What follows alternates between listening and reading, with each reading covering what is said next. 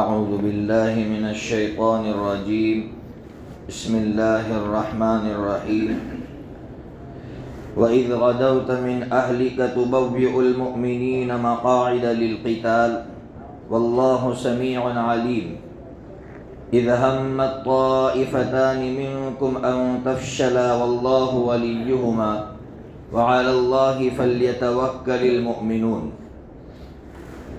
وقال الله سبحانه وتعالى الذين استجابوا لله والرسول من بعد ما أصابهم القرح للذين أحسنوا منهم واتقوا أجر عظيم الذين قال لهم الناس إن الناس قد جمعوا لكم فاخشوهم فزادهم إيمانا وقالوا حسبنا الله ونعم الوكيل صدق الله العظيم. یہاں آ جاؤ بھائی.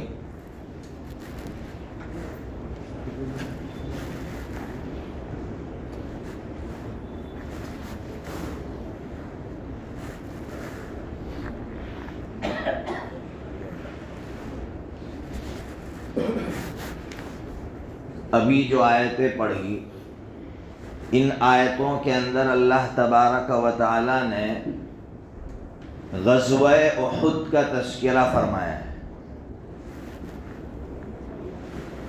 ایک بات یہ یاد رکھیں کہ بہت سے نوجوان یہ سوال کرتے ہیں کہ اللہ تعالیٰ نے یہ جو جنگوں کا تذکرہ کیا ہے یا پھر نبیوں کا قصہ جو بیان کیا ہے ایک ہی جگہ اللہ تعالیٰ نے پورا قصہ کیوں بیان نہیں کیا؟ پورے جنگ کا تذکرہ اللہ تعالیٰ کو ایک ہی جگہ کر دینا چاہیے تھا. اسی طرح کسی نبی کا قصہ لیا تو اس نبی کا قصہ پورا ایک ہی جگہ بیان کر دینا چاہیے تھا. اللہ تعالیٰ ایسا کیوں نہیں کرتے ہیں؟ ایک ہی جگہ کیوں پورا قصہ بیان نہیں کرتے؟ اس کا جواب یہ ہے کہ قرآن مجید قصہ کہانی کی کتاب نہیں ہے. قرآن مجید کتاب ہدایت ہے. کتاب ہدایت کا مطلب ہوتا ہے رہبری والی کتاب، کہ ہماری رہبری کرے، جب ضرورت ہو تب ہماری رہبری ہو. تو جب صحابہ کرام کو اور قیامت تک آنے والے انسانوں کو ضرورت پیش آتی اللہ تبارک و تعالیٰ اس اعتبار سے قرآن مجید کی وہ آیتیں اتارتے تھے. اس لیے آپ کو کبھی بھی ایک جگہ ایک قصہ نہیں ملے گا، اور اس کو سمجھنے کے لیے آپ کو ایک مثال سے سمجھاؤ. ایک باپ اور بیٹا دونوں ایک دسترخوان پر بیٹھے ہیں اور بہت اہم بات چل رہی ہے، بزنس کی کوئی بات چل رہی ہے. درمیان میں باپ نے کہا کہ یہ جو نوالا تم نے لیا ہے نا وہ چھوٹا لو. اب یہ بات کوئی دوسرا بندہ پڑھے تو وہ سوچے گا یار درمیان میں نوالے کی بات کہاں سے آ گئی؟ بات چل رہی تھی بزنس کی، درمیان میں نوالے کی بات کہاں سے آ گئی؟ تو اس کو وہی سمجھ سکے گا جو اس کا بیک گراؤنڈ سمجھتا ہوگا کہ اصل میں باپ بیٹی کی بات دسترخوان پر چل رہی تھی، بیٹے نے لقمہ بڑا لیا تو باپ نے اس کی اصلاح کے لیے درمیان میں کہا کہ لقمہ چھوٹا لو. اسی طرح قرآن مجید میں ایک بات چل رہی ہے درمیان میں کسی رہبری کی ضرورت پیش آئی تو اللہ نے درمیان میں وہ بات بیان کی. تو ہماری عقل یہ کہتی ہے یار کوئی جوڑ نہیں سمجھ میں آ رہا ہے. جوڑ اسی کو سمجھ میں آئے گا جو اس کا بیک گراؤنڈ سمجھے گا، اور بیک گراؤنڈ سمجھنے کے لیے ضروری ہے قرآن اور حدیث کے جو ماہرین ہیں ان کے پاس بیٹھ کر قرآن مجید کو سمجھنا، ورنہ اونھا ماریں گے. قرآن مجید کی آیت لیں گے اور اس کا کچھ اور سمجھ لیں گے اور پھر اس کا مطلب بیان کر دیں گے. بہرحال اب اللہ تعالیٰ جس جنگ کا تذکرہ فرما رہے ہیں اس کو کہتے ہیں غزوہ احد. یہ جنگ کب پیش آئی؟ سب سے پہلا سوال ہے تو یاد رکھیے یہ جنگ سن ہجری 3 میں پیش آئی. کب پیش آئی ہے بھائی؟ سن ہجری 3. سن ہجری تو میں نے بتایا تھا نا کہ مدینہ منورہ چلے گئے، تیسرا سال ہے یہ جنگ پیش آئی ہے. شوال کے مہینے میں پیش آئی ہے. عید کے بعد عید کا جو مہینہ ہوتا ہے رمضان کے بعد کا مہینہ، شوال کا مہینہ، اس مہینے میں یہ جنگ پیش آئی. کیوں پیش آئی؟ کیا وجہ تھی؟ یہ سمجھنا ضروری ہوتا ہے. اس کی وجہ یہ تھی کہ جب بدر کے میدان میں یہ لوگ ہار گئے، مشرکین مکہ نے شکست کھائی تو اندر بھرا ہوا تھا بدلہ لینا ہے، بدلہ لینے کا جو جذبہ کوٹ کوٹ کر بھرا ہوا تھا وہ بار بار ابھر رہا تھا۔ اب ان لوگوں نے مسلسل تیاریاں کی، 1 سال تک مضبوط تیاری کی، اور تیاری میں ان کا منصوبہ یہی تھا کہ اب کی مرتبہ مسلمانوں کو جڑ سے اکھاڑ کر پھینکنا ہے۔ یہ پوائنٹ یاد رکھنا، یہ پوائنٹ یاد رکھنا۔ آگے میں آپ سے پوچھوں گا کہ کیا اصل مقصد تھا ان کا۔ ان کا پلان یہ تھا، پہلا پلان اسلام کو ختم کر دینا، مسلمانوں کو ختم کر دینا ہے، اور دوسرا جو اس سے بڑا پلان تھا حضرت نبی پاک صلی اللہ تعالی علیہ وسلم کو ختم کر دینا۔ یہ 2 بڑے منصوبے لے کر یہ لوگ وہاں سے نکلے۔ کتنے ہزار کا لشکر ہے؟ 3000 کا لشکر لے کر نکلے۔ سننا ہے کتنے ہزار کا؟ 3000 کا لشکر لے کر نکلے ہیں پوری تیاری کے ساتھ۔ حضرت عباس رضی اللہ عنہ جو ابھی تک کھلے طور پر مسلمان نہیں ہوئے تھے، وہ تھے مکہ مکرمہ میں، انہوں نے نبی پاک صلی اللہ تعالی علیہ وسلم کو خبر کر دی کہ یہاں سے 3000 کا لشکر نکل چکا ہے تمہارے خلاف۔ نبی پاک صلی اللہ تعالی علیہ وسلم نے 2 صحابہ کو بھیجا تحقیق کے لیے، جاؤ چیک کر کے آؤ، سب سے پہلے تو یہ چیک کرو کہ ان کی تعداد کتنی ہے۔ تو جو ماہرین صحابہ میں جو ماہرین تھے ان کو بھیجا، انہوں نے تحقیق کی تو پتہ چلا کہ تقریباً 3000 کا لشکر ہے۔ اب نبی پاک صلی اللہ تعالیٰ علیہ وسلم نے صحابہ کرام کو جمع کیا مشورے کے لیے، کیا کرنا چاہیے؟ مدینے میں رہ کر ڈیفینس کرنا چاہیے، دفاع کرنا چاہیے، یا مدینہ منورہ سے باہر نکلنا چاہیے؟ تو صحابہ کرام میں جو بڑے صحابہ تھے ان کی رائے یہ تھی کہ مدینہ منورہ میں رہ کر ہمیں دفاع کرنا چاہیے، ہمیں مدینہ منورہ سے باہر نہیں نکلنا چاہیے۔ ان میں رائے دینے والوں میں ایک منافق تھا جو منافقین کا سردار تھا، کیا نام تھا اس کا؟ عبداللہ بن ابی بن سلول۔ کیا نام تھا بھائی؟ یہ منافقین کا سردار، اس نے بھی یہی رائے دی۔ اس نے کہا کہ میری بھی یہی رائے ہے کہ مدینہ منورہ میں رہ کر ہم ان کا دفاع کریں۔ لیکن جو نوجوان صحابہ تھے ان کا تو خون کھول رہا تھا، اور شہادت ان کا مطلوب، ان کی محبوبہ کا شہادت بدر میں نہیں ملی ہے، تو ہم تو شہادت کے لیے جیتے ہیں، تو ہم تو شہید ہونا چاہتے ہیں، اور شہید ہونے کے لیے ضروری ہے کہ ہم باہر نکل کر لڑیں۔ نبی پاک صلی اللہ تعالیٰ علیہ وسلم کے سامنے رائے آئی تو سعد ابن عبادہ رضی اللہ تعالیٰ عنہ جو انصار میں سے تھے اور سردار تھے، کھڑے ہوئے کہ اللہ کے رسول، میری رائے بھی وہی ہے جو ان نوجوانوں کی ہے کہ ہم باہر نکل کر لڑے۔ کہا کیوں؟ کہا اگر ہم یہاں مدینہ منورہ میں رہ کر لڑیں گے تو وہ یہ سمجھیں گے کہ شاید مسلمان کمزور ہو گئے۔ نبی پاک صلی اللہ تعالیٰ علیہ وسلم نے فیصلہ کر دیا کہ اب ہمیں لڑنا ہے اور باہر نکل کر لڑنا ہے۔ نبی پاک صلی اللہ تعالیٰ علیہ وسلم 1000 کا لشکر لے کر نکلے۔ کتنے ہزار کا؟ ابھی نکلے ہیں، آگے بڑھے ہیں، 300 لوگ بیچ میں سے نکل گئے، جو منافقین تھے وہ بیچ میں سے نکل گئے۔ کیوں نکل گئے؟ اب بولو بھائی، آپ سمجھدار ہوں گے نا، کیوں نکل گئے؟ اس نے رائے دی تھی نا، منافقین کے سردار نے رائے دی تھی نا، کیا رائے دی تھی؟ مدینے میں رہ کر ہم دفاع کریں گے۔ وہ 300 لوگوں کو لے کر الگ ہو گیا یہ کہتے ہوئے کہ میری رائے تو لی نہیں گئی ہے، اس لیے میں تمہارا ساتھ نہیں دوں گا۔ بہت اہم پوائنٹ ہے۔ آج ہماری سوسائٹی میں کتنے ایسے لوگ ہیں جن کے اندر یہ علامت پائی جاتی ہے، نفاق کی علامت پائی جاتی ہے کہ اگر رائے لی گئی اور اس کی رائے پر عمل نہیں ہوا تو وہ کہے گا فوراً میں تو تمہارا ساتھ نہیں دوں گا، تم نے میری رائے پر عمل تو کیا نہیں۔ تو رائے تم نے اپنے لیے دی تھی یا اللہ کے لیے دی تھی؟ پوائنٹ سمجھ میں آ رہا ہے نا بھائی؟ لیکن ہمارے یہاں رائے کس کے لیے دیتے؟ اپنے لیے۔ میری بات مانو، کیوں نہیں مانی میری بات؟ تو یہ منافقین کا جو سردار تھا نا، اس نے بھی یہ کہہ کر 300 لوگوں کو الگ کر دیا کہ ہماری رائے تو یہ لوگ لے نہیں رہے، تو ان کا ساتھ دے کر کیا مطلب ہے، چلو الگ ہو جاؤ۔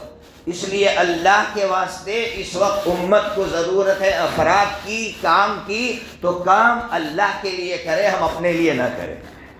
چاہے ہمیں لوگ پیچھے کر دے یہ ساری سرداریاں ختم ہو جائے گی. کل بتایا ابو جہل مر گیا, امیہ بن خلف مر گیا, سب مر گئے اور سب بری موت مرے, کوئی اچھی موت نہیں مرا ہے.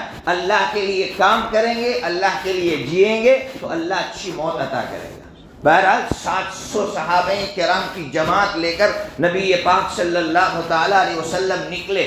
احد کے میدان میں آپ جو لوگ وہاں جا کر آئے ان کو معلوم ہے پیچھے جو پہاڑ تھا اس پہاڑ پر نبی پاک صلی اللہ تعالی علیہ وسلم نے 50 تیر کے جو ماہرین تھے تیر چلانے والے ان کو تعینات کیا اور باقی سب کو نیچے صفوں میں کھڑا کیا.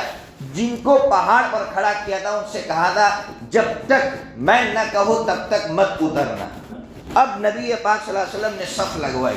اب یہاں بھی دیکھیے 1 بائی 1 جو جنگ ہو رہی ہے, میں نے کل بتایا تھا 1 بائی 1 جنگ ہوتی تھی. 1 بائی 1 جنگ میں بھی سب سے پہلے نکلنے والے حضرت علی رضی اللہ تعالیٰ عنہ. قربان جائیے حضرت علی رضی اللہ عنہ کی بہادری پر. بدر کے میدان میں بھی 1 بائی 1 میں سب سے پہلے نکلنے والے حضرت علی رضی اللہ تعالیٰ عنہ تھے. یہاں بھی حضرت علی رضی اللہ تعالیٰ عنہ نوجوان تھے. حضرت علی رضی اللہ تعالیٰ عنہ سب سے پہلے نکلے. اس کے بعد حضرت حمزہ رضی اللہ تعالیٰ عنہ نکلے. تیسرے نمبر پر حضرت سعد ابن ابی وقاص رضی اللہ عنہ نکلے. چوتھے نمبر پر حضرت عاصم ابن ثابت رضی اللہ تعالیٰ عنہ نکلے.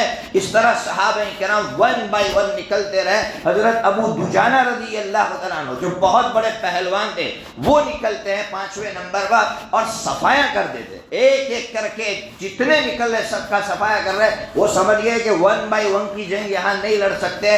اب ایک ساتھ جو جنگ ہوئی ہے اس میں بھی حضرت ابو دجانہ رضی اللہ تعالیٰ عنہ نے جو بہادری کا مظاہرہ کیا ہے اور جو ان کی گردنیں اڑائی ہے اور لگاتار انہوں نے تقریباً 27 لوگ ان کے مرے.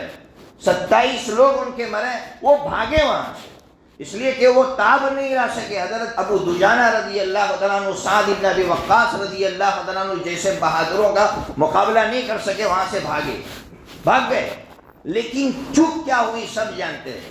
چپ یہ ہوئی کہ جن کو پہاڑ پر تعینات کیا تھا وہ صحابہ کرام یہ سمجھ کر نیچے آئے کہ اب جنگ مکمل ہو گئی ہے. جو ہمارے ساتھی ہے وہ مال غنیمت سمیٹ رہے, ہم جا کر ان کا ہاتھ بٹائے.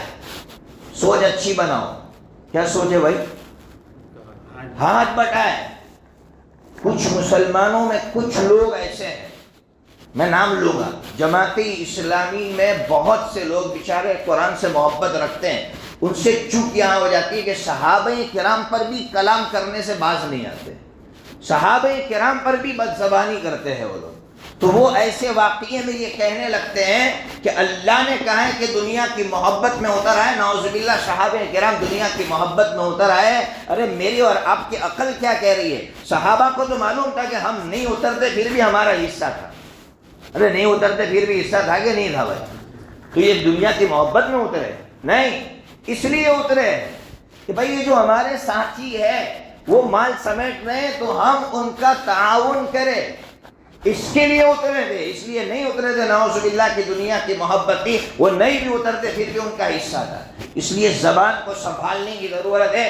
اللہ اگر کہہ رہا ہے تو اللہ کو حق ہے, مجھے اور آپ کو کوئی حق نہیں. ایک نقطہ درمیان میں آپ کو بتلاؤ, بہت اہم ہے, زندگی میں کام آئے گا. کوئی بڑا کسی کو ڈانٹے, سخت لہجے میں ڈانٹے, چھوٹے کو کوئی حق نہیں پہنچتا ہے کہ اب اسی لہجے میں اس کو ڈانٹے. سمجھ میں آ رہی بات؟ مثال کے طور باپ اور میرے چچا ہے, دونوں آپس میں کوئی مسئلہ ہوا. میرے والد نے میرے چچا کو سخت کلمات کہے تو مجھے حق نہیں پہنچتا کہ میں اپنے چچا کو ان الفاظ سے نعوذ باللہ یاد کروں. نہیں, میرا اور میرے بھائی کا رشتہ الگ ہے. مجھے حق پہنچتا ہے کہ میں اپنے بھائی سے کہوں, لیکن کسی چھوٹے کو یہ حق نہیں پہنچتا ہے. اسی طرح اللہ نے اگر صحابہ کرام کو سخت الفاظ کہے ہیں یا کسی نبی کے بارے میں اللہ نے سخت الفاظ کہے تو وہ اللہ کو حق ہے, ہمیں کوئی حق نہیں پہنچتا کہ ہم وہ الفاظ دہرائیں. یہ نقطہ یاد رکھیں گے تو کبھی بے ادبی نہیں کریں گے, گستاخی نہیں کریں گے. یہ گستاخیاں صحابہ کرام کی شان میں گستاخی, انبیاء کی شان میں گستاخی ہم کر بیٹھتے کہ ہم حضرت آدم علیہ السلام کو اللہ نے ڈانٹا, حضرت یونس علیہ السلام کو اللہ نے, وہ اللہ کو حق پہنچتا ہے. میں اور آپ کون ہوتے ہیں؟ میں کبھی کسی بچے کو یہ کہوں اے بے وقوف, مدرسے میں ہمارا بچہ ہوتا ہے، کچھ جواب نہیں دیتا، ہم نے بول دیا وہ بے وقوف، اب اس کا دوست اس کو بے وقوف بولے گا تو جنگ ہوگی نا. اور میں نے بولا تو نہیں ہوئی، اس کو خوشی ہے، استاد بول رہا ہے بے وقوف، کوئی مسئلہ نہیں ہے. ہاں، نبی پاک صلی اللہ علیہ وسلم نے حضرت ابو ہریرہ رضی اللہ عنہ کو کہا ابو ہریرہ، حضرت ابو ہریرہ رضی اللہ عنہ کو اچھا لگا، حالانکہ ابو ہریرہ کوئی اچھی چیز نہیں ہے، بظاہر ایسا لگ رہا ہے کہ یہ برا لقب ہے، لیکن ابو ہریرہ رضی اللہ عنہ کو اچھا لگا تو پوری زندگی اسی نام سے وہ اپنے آپ کو مشہور کرتے رہے. لیکن میں اور آپ کسی بڑے کو برے لقب سے پکارنے لگے یہ کہہ کر کہ بھائی بڑے نے آپ کو اسی لقب سے یاد کیا، نہیں. تو بہرحال یہ پوائنٹ یاد رکھنا چاہیے. تو صحابہ کرام نیچے آئے، پیچھے خالد ابن الولید رضی اللہ تعالیٰ عنہ تھے. خالد ابن الولید رضی اللہ تعالیٰ عنہ نے موقع کو غنیمت سمجھا، پیچھے سے حملہ کیا. ایسا حملہ ہوا کہ مسلمانوں کے پیر اکھڑ گئے، اور اکھڑنے کی وجہ یہ تھی کہ دونوں طرف سے حملہ ہوا، بیچ میں مسلمان آ گئے، اور ایسا حالت ایسی ہو گئی مسلمانوں نے مسلمانوں کو شہید کر دیا. ایسی حالت پتہ نہیں چلا. حضرت حذیفہ رضی اللہ عنہ، ان کے والد یمان، ان کو مسلمانوں نے قتل کیا، پتہ ہی نہیں چلا کون کس کے بیچ میں آ گیا ہے، کوئی نشانی تھی نہیں، تو نشانی کے ذریعے پتہ چلتا. تو حضرت حذیفہ رضی اللہ عنہ چلاتے رہے، ارے وہ میرا والد ہے، وہ میرے والد ہے، میرا باپ ہے، لیکن مسلمانوں نے مسلمانوں کو قتل. ایسی صورتحال پیش آئی. بہرحال جنگ کی جو صورتحال پیش آئی اور پھر مسلمانوں کے پیر اکھڑ گئے. حضرت مصعب ابن عمیر رضی اللہ تعالیٰ عنہ شہید ہو گئے. کون بھائی؟ نام جانتے ہیں نا، حضرت مصعب ابن عمیر رضی اللہ عنہ. کون تھے؟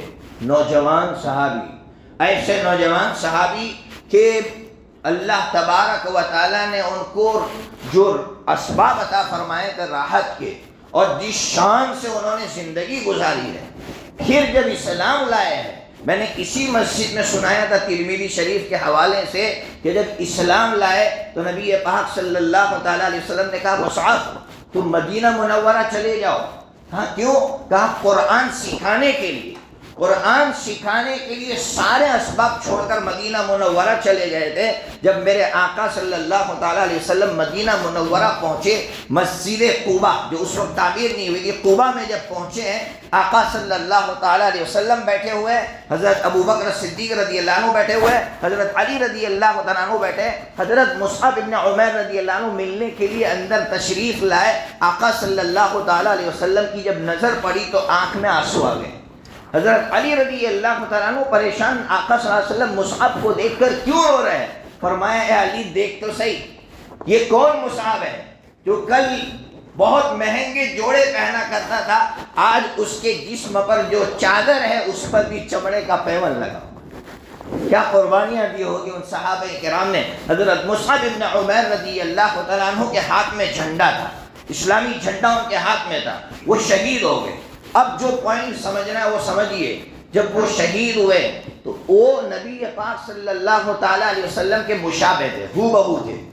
تو دشمن نے جان بوجھ کر، اس کو پتا ہے کہ میں نے مصعب کو شہید کیا ہے، پھر بھی اس نے یہ افواہ پھیلائی کہ میں نے نعوذ باللہ میں نے محمد کو شہید کر دیا صلی اللہ تعالیٰ علیہ وسلم. کیوں افواہ پھیلائی؟ بولو بھائی، بولو بھائی. مسلمانوں کے پیر اکھڑ جائیں، یہ دشمن کی سازش ہے جو اس زمانے سے چلی آ رہی ہے، آج تک چلی آ رہی ہے. اس کو سمجھو.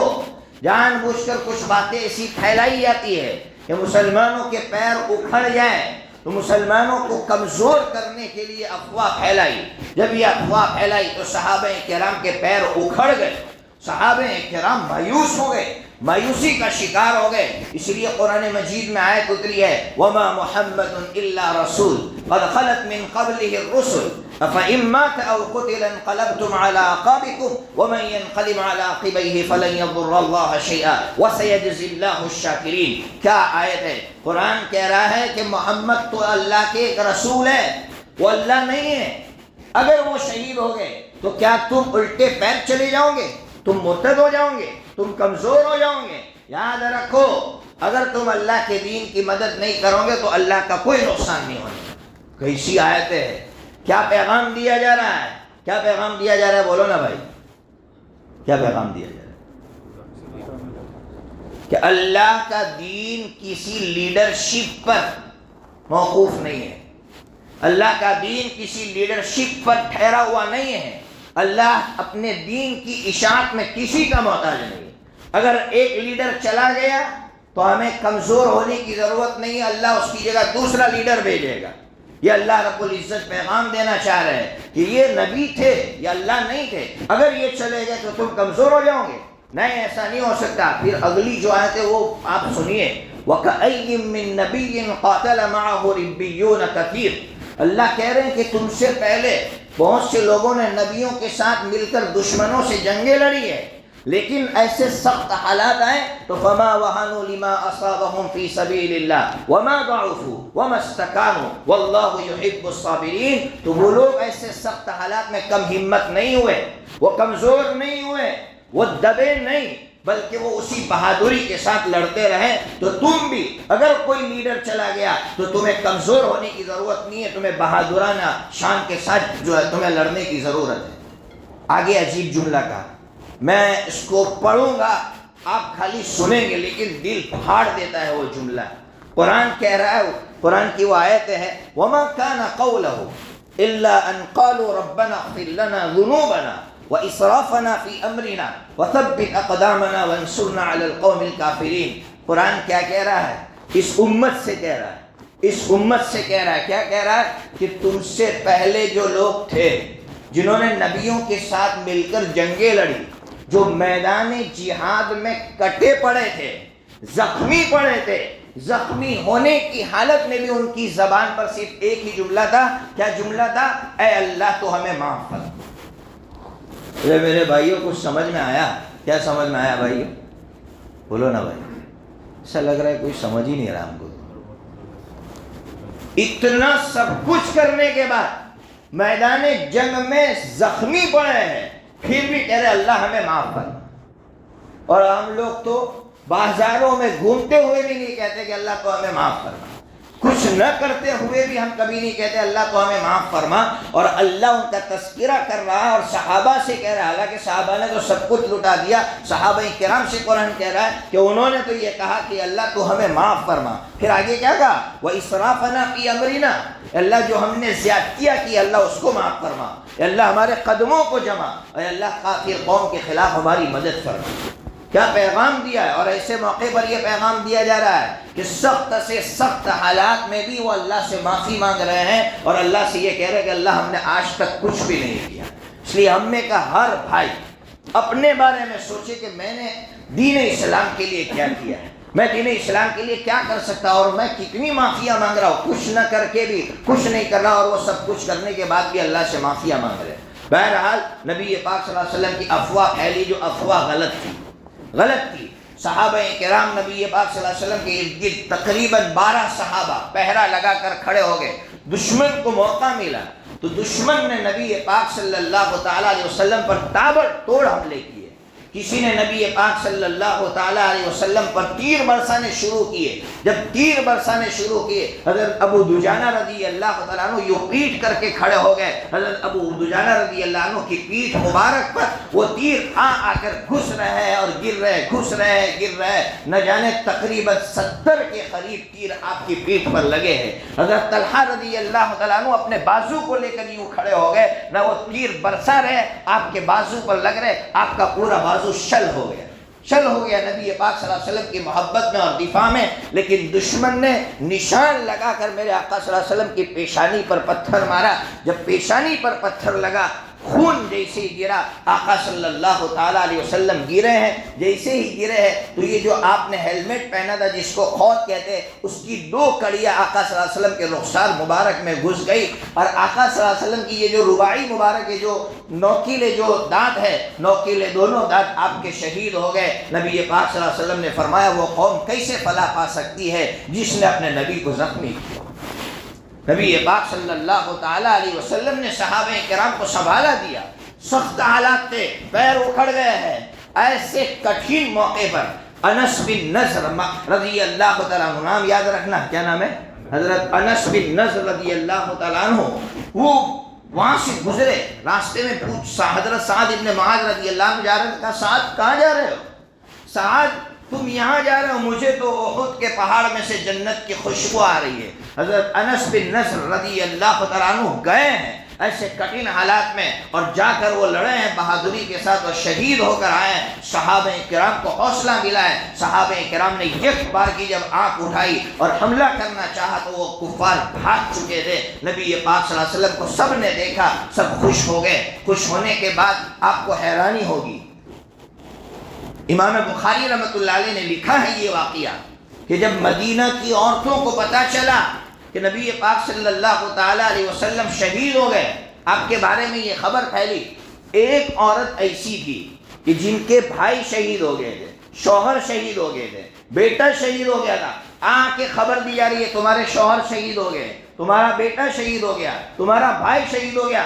کہا سب شہید ہو گئے، لیکن مجھے خبر دو کہ نبی پاک صلی اللہ تعالیٰ علیہ وسلم کس حالت میں۔ جب آ کے بتلایا گیا کہ آقا صلی اللہ تعالیٰ علیہ وسلم اچھی حالت میں ہے تو ایک جملہ ارشاد فرمایا، کل مصیبت بعدک جلل، کل مصیبت بعدک جلل۔ فرمایا آقا کہ جب خبر سنی ہے کہ آقا اچھی حالت میں ہے، اس کے بعد سے ساری مصیبتیں ہلکی ہو گئی، ساری مصیبتیں ہلکی ہو گئی۔ میرے مسلمان بھائیوں، آقا کی سیرت پڑھو، آقا کی سیرت پڑھیں گے جتنی ہماری مصیبتیں سب ہلکی لگے گی، سب ہلکی لگے گی۔ میں آپ کو یقین کے ساتھ کہتا ہوں، میں ہمیشہ یہ جو میرا سر ہے نا آدھا دکھتے رہتا ہے، تو جب میں نے پڑھا کہ آقا صلی اللہ تعالیٰ علیہ وسلم کو سر دکھنے کی بیماری تھی اور آقا بھوک میں زیادہ رہتے تھے، میں نے پہلے دن یہاں بتایا تھا کہ بھوک میں وہ بیماری بڑھ جاتی ہے، تب سے مجھے یہ بیماری ہلکی نظر آنے لگی کہ کچھ بھی نہیں ہے ہمیں تو۔ آقا صلی اللہ تعالیٰ علیہ وسلم بیماری کی حالت میں، بچے جا رہے ہیں اس دنیا سے، ایسے کٹھن حالات ہیں، پھر بھی دین میں لگے ہوئے اور دین کی خدمت کر رہے ہیں۔ بہرحال اس جنگ میں صحابہ کرام میں 70 صحابہ شہید ہوئے ہیں۔ کتنے صحابہ بھائی؟ اور وہ بھی کیسے شہید ہوئے ہیں؟ حضرت سیدنا حمزہ رضی اللہ تعالیٰ عنہ کو حضرت وحشی نے شہید کیا، سب جانتے ہیں۔ ایک دو بات جو درمیان میں جو سمجھنے کی وہ سمجھاؤں گا۔ حضرت وحشی رضی اللہ تعالیٰ عنہ سے کسی نے پوچھا، بخاری شریف میں ہے، کہ تم نے حمزہ کو شہید کیوں کیا تھا؟ تو انہوں نے جواب دیا کہ اصل میں میرا جو آقا تھا جبیر بن مطعم، اس نے مجھ سے کہا کہ وحشی تو آزاد ہونا چاہتا ہے؟ غلام تھے نا۔ کہا میں آزاد ہونا چاہتا ہوں۔ کہا ایک کام کر۔ کہا کیا کام کروں؟ تو کہا تو حمزہ کو قتل کر تاکہ میں اپنے چچا کا بدلہ لے سکوں۔ حضرت حمزہ رضی اللہ عنہ بہت بہادر تھے، بہت بہادر تھے، اچھے اچھے پہلوان ان سے ڈرتے تھے، اس لیے ان کو مارنا اتنا آسان نہیں تھا۔ تو وحشی سے کہا کہ وحشی تو اگر مارے گا تو میں تجھے آزاد کر دوں گا۔ وحشی کہتے ہیں کہ وہ بھی تو ڈرتے تھے، حضرت حمزہ کے سامنے کون آئے گا؟ وہ کہتے ہیں میں ایک پتھر کے پیچھے چھپ گیا۔ وحشی لوگ جو ہے یعنی حبشہ کے لوگ جو ہے نا، ان لوگوں کے پاس ایک نیزہ ہوتا ہے جو آنکڑے والا ہوتا ہے، اس میں زہر بجھا کر انہوں نے وہ جو ہے نیزہ پھینکا، اور وہ زبردست نشان والے ہوتے ہیں، وہ پھینکا اور اتنی تیزی سے پھینکا کہ حضرت سیدنا حمزہ رضی اللہ عنہ کا جو پیٹ مبارک ہے وہاں سے گھسا اور پیچھے سے نکل گیا۔ حضرت سیدنا حمزہ رضی اللہ تعالیٰ عنہ کا پورا خون بہہ گیا۔ اس صحابی نے پوچھا کہ وحشی پھر بعد میں کیا ہوا؟ کہا جب مکہ فتح ہوا اور مسلمانوں کا مکہ پر قبضہ ہوا تو میں طائف بھاگ گیا۔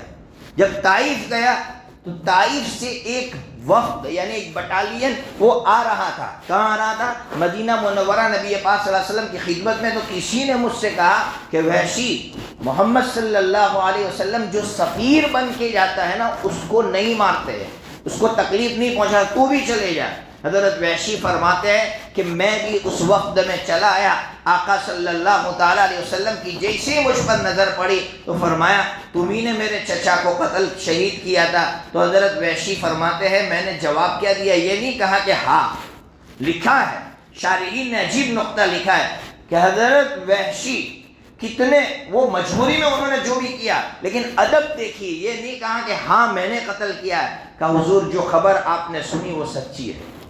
یہ نہیں کہہ رہے کہ میں نے قتل کیا، کہہ رہے حضور جو خبر آپ نے سنی وہ سچی ہے۔ آقا صلی اللہ تعالیٰ علیہ وسلم نے معافی دے دی اور وہی شرط لگائی کہ میرے سامنے مت آنا۔ حضرت وحشی فرماتے میں شرمندہ ہو کر باہر نکلا، لیکن ایک پلان بنا لیا کہ اگر میں نے اگر میں نے اسلام کے سب سے بڑے بہادر کو شہید کیا ہے تو میں باطل کے سب سے بڑے اسلام کا جو دشمن ہوگا اس کو قتل کروں گا. یہ عزم کر لیا.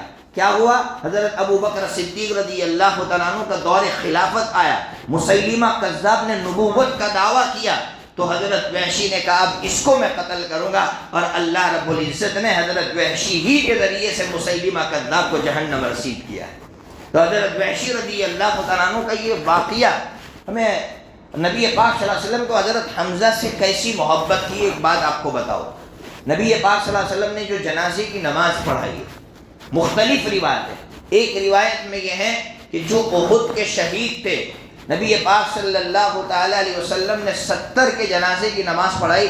70 مرتبہ حضرت حمزہ رضی اللہ عنہ کا جنازہ وہی رکھا، وہاں سے نہیں ہٹایا. گویا آپ کے جنازے کی نماز حضور نے 70 مرتبہ پڑھائی. اتنی محبت تھی.